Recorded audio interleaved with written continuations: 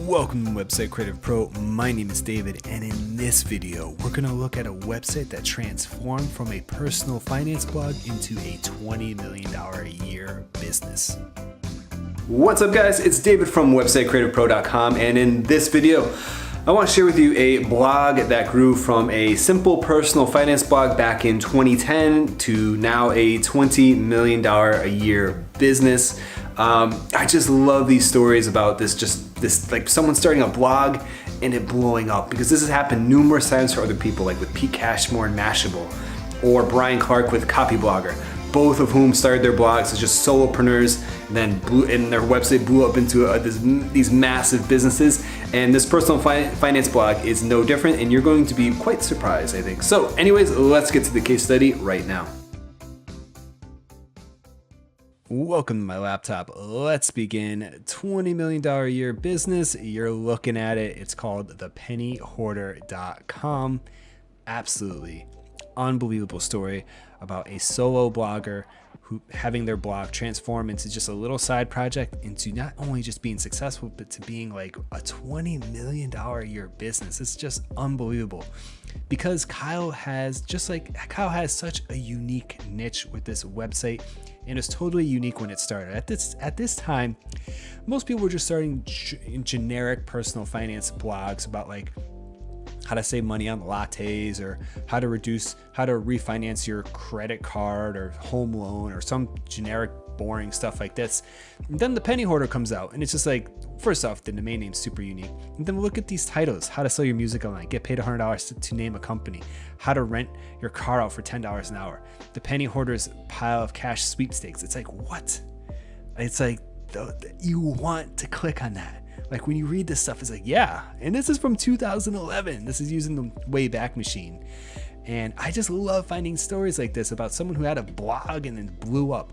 And you gotta take a look at your own project. Like, what are you doing to stand out that's unique and different from other people?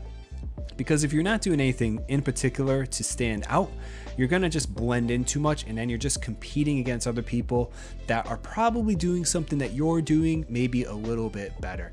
And I'm just talking about that too from personal experience, even with like Website Creative Pro, because it's like, look, I create tutorials on like how to create a website, but there's lots of websites that talk about like how to start a blog and how to create a website. So it's like, what's a little bit different with my site? What am I doing a little bit differently? And that's the first thing that we should take away from this case study is like, what are you going to be doing differently? Like, look at this. This is unbelievable. Like, this is an interesting combination between personal finance and making money online. So it takes a totally different aspect than like the get rich slowly, sort of like nerd fitness.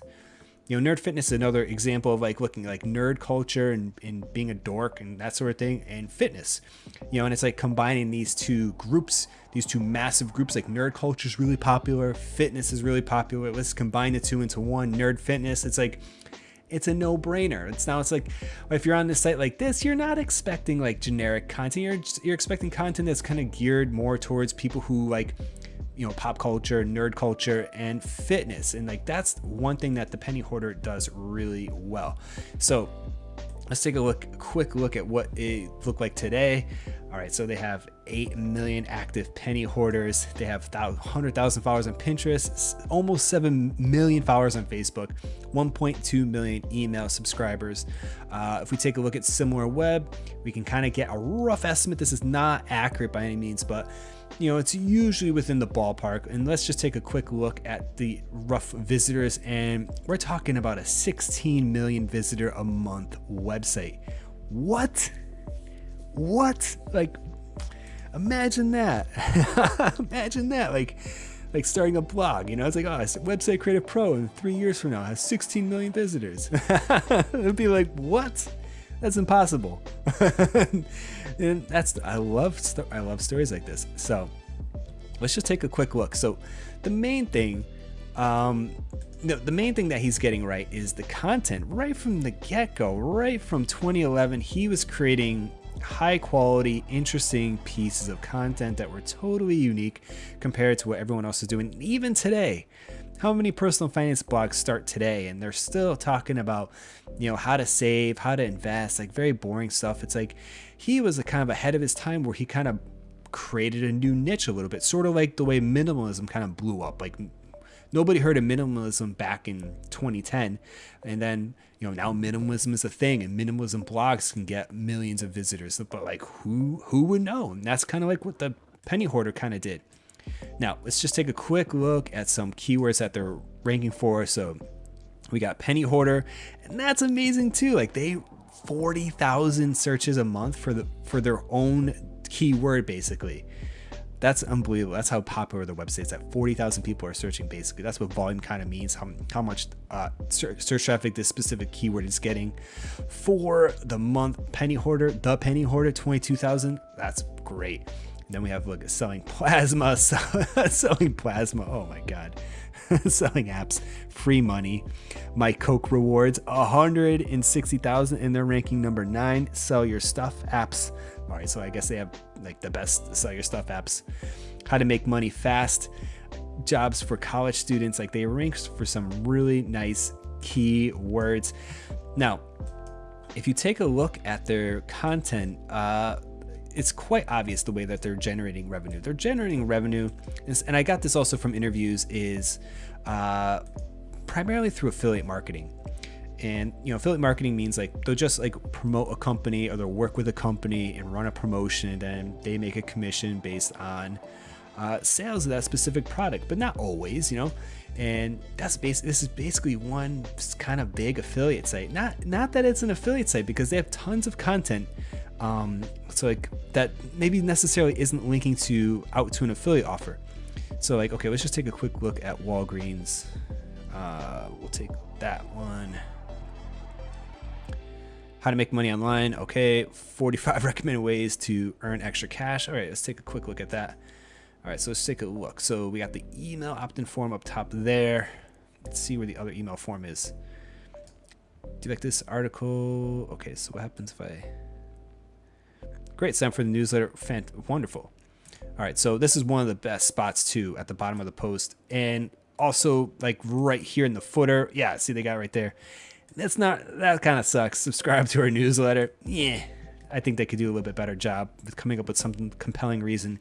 Want to learn tons of ways to earn extra money? Sign up for free updates. Like at least that's a little bit more compelling. Okay, so let's just take a quick look. So Walgreens bounce rewards. Okay, flyers.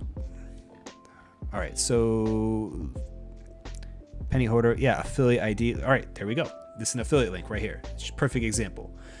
Okay, so maybe like they would probably work with these companies. Like they would have, now that he has a team of like, I don't know how many people work here, but it's not just him anymore. After his site grew, the first thing that you should always do when your site starts to grow is to then take on writers as fast as you can, unless you're really building out a personal blog. Like we have someone like, let me just take a quick look, like Nomadic Matt, for example. This is one of the few solo bloggers who runs this website that has 1 million visitors a month. It's just him as the primary writer and primary content creator for all his products. But like for a site like this, it's like once you get to a certain point where you're making a couple $1,000s from advertising and affiliate marketing, it's like now it's time to kind of like figure out figure out some writers who can help contribute more to this and start testing things out. But anyways, this whole website is like, look, start a WordPress website, figure out your niche, and then stick to it, and then keep creating content, and then don't give up. Because now I know that sounds generic, but like, the funny thing is with working online, there's always going to be setbacks and difficulties that kind of make you seem how bad do you want it. And one of the early examples I heard from him talk about is how he got his AdSense account banned. Like he doesn't run AdSense on this because he got banned. And I don't know why. He doesn't know why either. This happened back in 2013 or so, right when his site was growing, and AdSense was about like $2,000 a month income, and it was like really, really helpful. Imagine that. Imagine you finally achieve that goal and then you get banned. And it's like, what do? Either you quit or you keep going. But luckily, he overcame that roadblock and continued pushing the site and to where it is today. So how would you possibly get traffic to a website like this? Now, honestly, I would definitely be focusing primarily on Pinterest today and focusing on email, Facebook used to be the source to go to because it used to just be like, look, you would post content to your Facebook page and people would see it. And most people who followed your Facebook page, they would see the content. Now it's like 1%. And it's like, that's how it is even with my own page, like Website Creative Pro. I think I have 190 followers, something very small like that, but like nobody sees the post. Maybe like 2 or 3 people out of that whole, like 1% is like, would be one person out of 100. It's like, this is so useless. But it used to be worthwhile back in the day, not so much anymore. If you want to go that route, you could definitely do like Facebook arbitrage, where it's like you have a post from, say you work with like Walgreens, and then you have a budget, and then you go to Facebook and spend $300 or something, or $500 to promote this, to get shared. And then like, people, this is such shareable content that people are going to see this in their feed, and then they're going to share it themselves. So it's like, maybe you're paying for 1 click, but you're getting multiple people. Like, that's just another advantage. But what I would definitely be focusing on is Pinterest and email with this site, because this is not like keyword rich. Like, nobody's searching for this sort of stuff. Like, could you weather a financial, okay, so maybe that one, but like, you had us at glow in the dark fangs. Like, what? Like, nobody's searching for that. Maybe cheap Halloween candy alternatives. I guess that's a good keyword search. So, but a lot of this content that they have, a lot of the content that ranks, is for terms that are not, people are like looking for. Like that. Just is that the one? 5,000 one. 5,000 beer. What's it called? Penny Hoarder. Let's type that in real quick. Like this, for example. Like, who's searching for this? How I got free beer and made $5,000 a month by auditing liquor stores. Like, that's not something that people are searching for per se, but that's the sort of thing that people find and they're absolutely going to share. So like, it looks like what they're doing is starting to focus a little bit more on SEO, and definitely it looks like they're focused on email, but I think they could still do email a little bit better. They could have some sort of free giveaway or offer. It's just something a little bit more compelling. But again, they're doing a great job. So anyways, that is it for this case study. So if you liked it, like and subscribe. I'll see you in the next video. Thank you very much for watching. Have a good day. Bye-bye.